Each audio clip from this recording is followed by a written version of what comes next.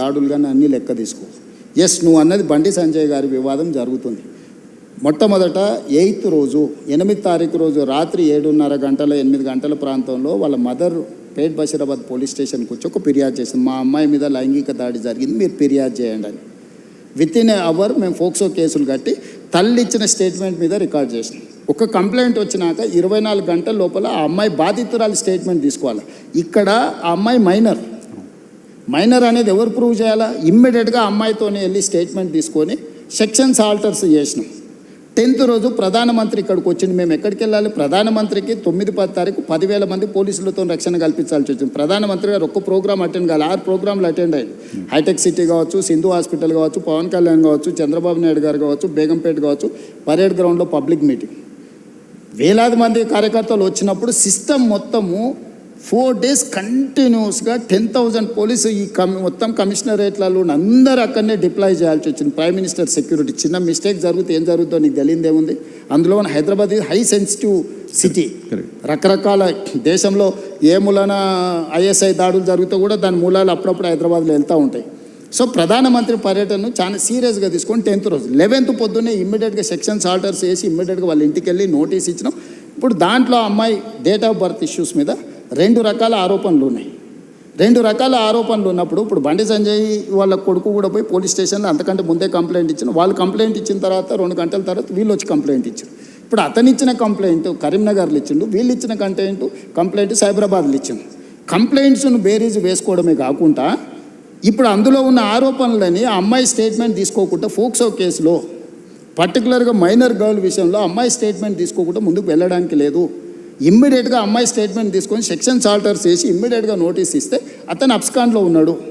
So ఈరోజు మేము చేస్తున్న దాంట్లో చట్టబద్ధంగా ఒకవేళ అడావిడికి వెళ్ళి మేము ఇంటి మీద పడి 1,000 మంది పోలీసులను పంపిస్తే మీరేమంటారు? రాజకీయ వివక్ష. ప్రధానమంత్రి సభ విజయవంతమైనందుకు రేవంత్ రెడ్డి గారు భారతీయ జనతా పార్టీకి భయపడిపోయి బండి సంజయ్ మీద పోలీసులతో దాడులు చేయించడానికి మళ్ళీ మీరే మాట్లాడేటోళ్ళు. సో ఇప్పుడు ఎవరికి మా ప్రభుత్వంలో నేను మీకు చెప్తున్నా, అది సినిమా స్టార్లు అయినా సరే, ప్రజాప్రతినిధులైనా సరే, వాళ్ళ పిల్లలైనా సరే, ఎవ్వరికి మినహాయింపు లేదు. మీరు నన్ను చూసిండ్రు సినిమా తారల విషయంలో ఎట్లా వ్యవహరించినా, ప్రజాప్రతినిధులు డ్రగ్స్లలో దొరికితే ఏ రాష్ట్రం వాళ్ళైనా ఏ పార్టీ వాళ్ళైనా నేను ఏ విధంగా తీసుకొచ్చినా ఇందులో కూడా ఎలాంటిది లేదు. ఇది మైనర్ గర్ల్ ఇష్యూ. మేము గట్టిగా చెప్పడానికి లేదు, ఎట్లా పడితే అట్లా వ్యవహరించడానికి లేదు. ఆ బాధిత కుటుంబానికి రాష్ట్ర ముఖ్యమంత్రిగా నేను న్యాయం చేస్తానని ఒక హామీ ఈ వేదిక నుంచి ఇవ్వగలుగుతారా సార్? నేను అనేది ఎవరైతే నేరస్తులు ఉందో 100% శిక్షించే బాధ్యత నాది. హోంశాఖ అనే కాదు, నేను ముఖ్యమంత్రిని. నేను పక్కడ్బందీగా ప్రణాళిక చేస్తున్నా. నేను ఒకవేళ సహాయం చేయాలనుకుంటే ఫోక్సో కేసే పెట్టాను కదా నర్సింగ్. ఫోక్సో కేసు పెట్టి నాకు కంప్లైంట్ వచ్చిన గంటలో ఫోక్సో కేసు పెట్టిన అంటే what is my commitment? POCSO case ఎందుకు పెడతాం? ఏదో అమ్మాయి వచ్చింది, మదర్ వచ్చింది, మదర్ కంప్లైంట్తోని ఫోక్సో కేసులు పెట్టడం సీరియస్ సెక్షన్స్ పెట్టలేము. బాధితురాలి యొక్క స్టేట్మెంట్ తీసుకున్న తర్వాతనే మనం చేయాలి. ఈ చట్టంలో ఉన్న నిబంధన. సో ఇప్పుడు కొన్నిసార్లు మైనర్ పిల్లలు ప్రేమించుకుంటారు. వాళ్ళ ప్రేమ విషయం తల్లిదండ్రులకు నచ్చకపోతే తల్లిదండ్రులు కొన్నిసార్లు కోపానికి వస్తారు, కొన్నిసార్లు డిఫరెంట్గా వాటి మీద ఒత్తిడి తీసుకొస్తుంటారు. ప్రభుత్వం అనేది అసర్టైన్ చేసుకోవాలి కదా. దట్టు ఒక ప్రధానమంత్రి వచ్చే ముందల వచ్చిన 2 ఫిర్యాదులు, అక్కడనేమో హానీ ట్రాప్ అని బండి సంజయ్ కుటుంబం కేసు పెట్టింది, ఇక్కడేమో మైనర్ అమ్మాయి మీద లైంగిక దాడి జరిగిందని వీళ్ళు కేసు పెట్టారు. రెండింటిని పరిశీలించడానికి పోలీసులకు కనీసం 24 గంటలని పడితే వాళ్ళు ఇచ్చింది రాత్రిపూట. ఒక ఆయన 8 తారీఖు 5 గంటలకు ఇస్తే ఇంకొకరు 8 తారీఖు 9 గంటలకు ఇచ్చాను. 9 తారీఖు నాడు ఎంబడే మేము రంగంలో దిగి పోలీసులు మొత్తం తీసుకొని మొత్తం స్టేట్మెంట్స్ రికార్డ్ చేసి సెక్షన్స్ ఆల్టర్ చేసిన 9 తారీఖు. 10 తారీఖు నాడు ప్రధానమంత్రి మొత్తం నేను పర్యటనలో ఉన్న మొత్తం వ్యవస్థ ఉంది.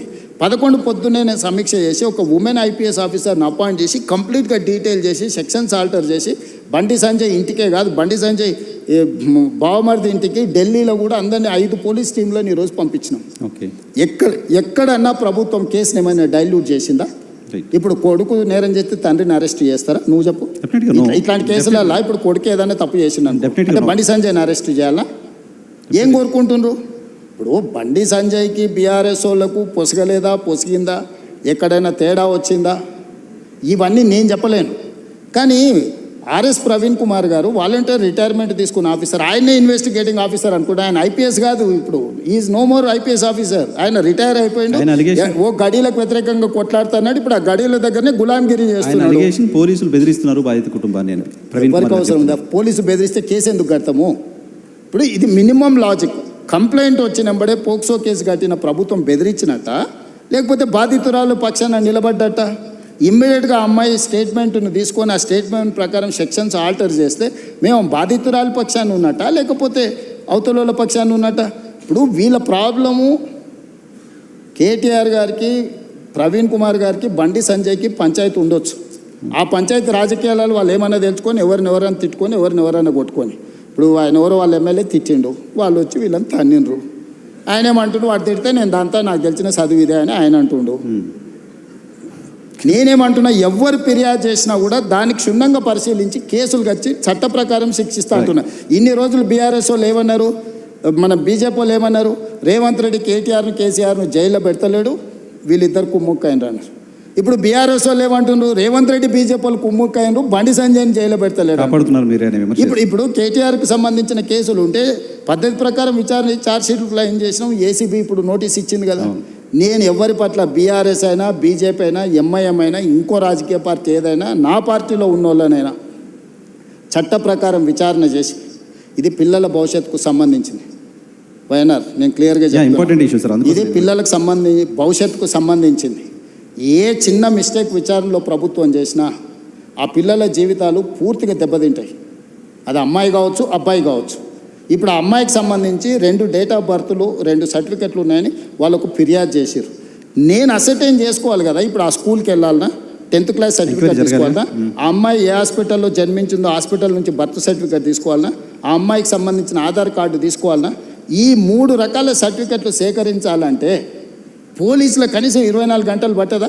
ఆ అమ్మాయి చదువుకున్న స్కూల్ ఎక్కడుందో ఫస్ట్ మేము కనుక్కోవాలన్నా, ఆ అమ్మాయి ఆధార్ కార్డు ఎక్కడుందో తీసుకోవాలన్నా, ఆ అమ్మాయి ఏ హాస్పిటల్లో జన్మించిందో వివరాలు సేకరించాలన్నా, ఇవన్నీ తీసుకోకుండా నేను ఎట్లా ఒకవేళ కేసు కట్టిన అనుకో, రేపు ఒకవేళ ఇప్పుడు వాళ్ళు చెప్తున్నాడు వాళ్ళ దగ్గర ఏదైనా ఆధారం ఉందనుకో, అమ్మాయి మేజర్ అని, నువ్వేమంటావు? బండి సంజయ్ మీద పడక వాళ్ళ పిల్లగాని మీద రేవంత్ రెడ్డి రాజకీయంగా ఎదుర్కోలేక పిల్లగాన్ని అడ్డం పెట్టుకొని రాజకీయాలు చేస్తుండు. ఇప్పుడు ఒక రోజు లేట్ కావచ్చు ఆధారాలు సేకరించడం, శిక్ష నుంచి ఎవరు తప్పించుకోలేరు. ఆలస్యం అవుతుంది తప్ప ఆలస్యం కూడా వివరాలు సేకరించడానికి ఇది ఆలస్యం అని కూడా నేను అనట్లేదు. ఇమ్మీడియట్గా నోటీస్ ఇచ్చినాం, ఇంటికి గోడ కతికిచ్చినాం, పోలీస్ టీంలను పంపించినాం, ఢిల్లీకి పంపించినాం. మేము అన్ని రకాల ప్రయత్నాలు చేస్తాం. మేము హార్ష్గా బిహేవ్ చేయలేము. నేను హార్ష్గా కేసీఆర్, నన్ను జైల్లో పెట్టిన కేసీఆర్ కుటుంబం పట్ల ఎప్పుడైనా హార్ష్గా వ్యవహరించిన? 28 నెలలు అయింది. నువ్వు ఎట్లా ఎక్స్పెక్ట్ చేస్తున్నావు? కేటీఆర్కు బండి సంజయ్ మీద కోపం ఉండొచ్చు, అదే పార్టీలో వాళ్ళకి ఎవరైనా మిత్రులు ఉండొచ్చు, బీజేపీలో. కవిత గారే ఏం చెప్పిండ్రు, బీజేపీలో విలీనం చేయడానికి హరీష్ కేటీఆర్ నా దగ్గర జైలు ప్రతిపాదన తెస్తే నేను తిట్టేలా కొట్టి నేను చెప్పిందా? సరే పొలిటికల్ ఇది అట్లా కాదు. అంటే విలీనం చేయాలన్నప్పుడు మరి బండి సంజయ్ ఏమైనా వ్యతిరేకించిండా వీళ్ళను? విలీనాన్న మీ పగ ఏంది బండి సంజయ్ మీద? మీరు ఏమన్నా కొట్లాడుకోండా? నేను ప్రభుత్వాన్ని నడుపుతున్నా, నేను సత్రం నడుపుతలేను. నేను ప్రభుత్వం నడిపేటప్పుడు బాధ్యతాయుతంగా వ్యవహరిస్తాను. నేను బండి సంజయ్కు మినహాయింపు లేదు, ఎవ్వరికి మినహాయింపు లేదు. ఇది పిల్లలకు సంబంధించిన విషయము. దీన్ని జాగ్రత్తగా వ్యవహరిస్తున్నాం, మేము ఆచితూచి వ్యవహరిస్తున్నాము. ఏ ముద్దాయి కూడా తప్పించుకోడు. నేను బాధిత కుటుంబానికి అష్యూర్ చేస్తున్నా, 100% ఈ ప్రభుత్వం బాధితులకు అండగా నిలబడుతుంది.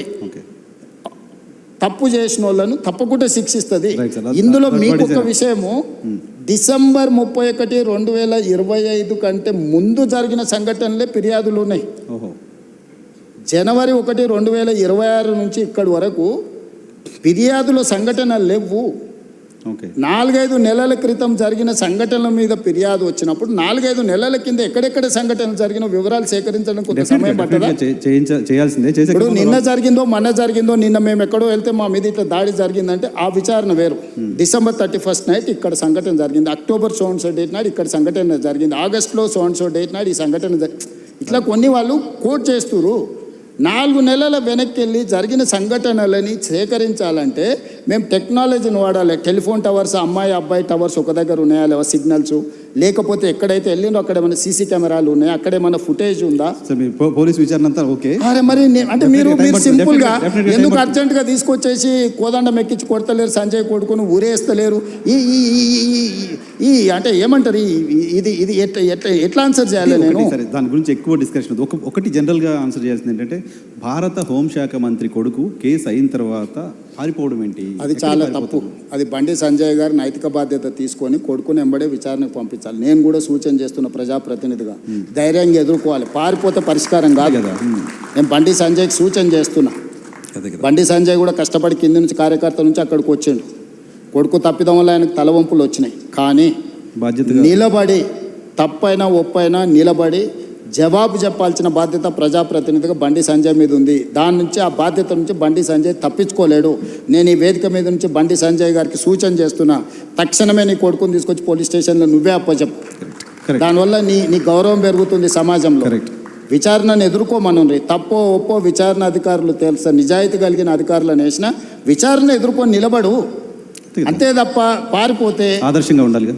ఇప్పుడు మేము ఇవన్నీ ఇవన్నీ అసర్టైన్ చేసుకున్న తర్వాత కంప్లీట్గా అగ్రెసివ్గా పోలీస్ బిహేవ్ చేస్తారు. ఓకే, ఇప్పుడు ఇవన్నీ అసర్టైన్ చేసుకొని నోటీసులు ఇచ్చినాం, వాళ్ళకి సమయం ఇచ్చినాం.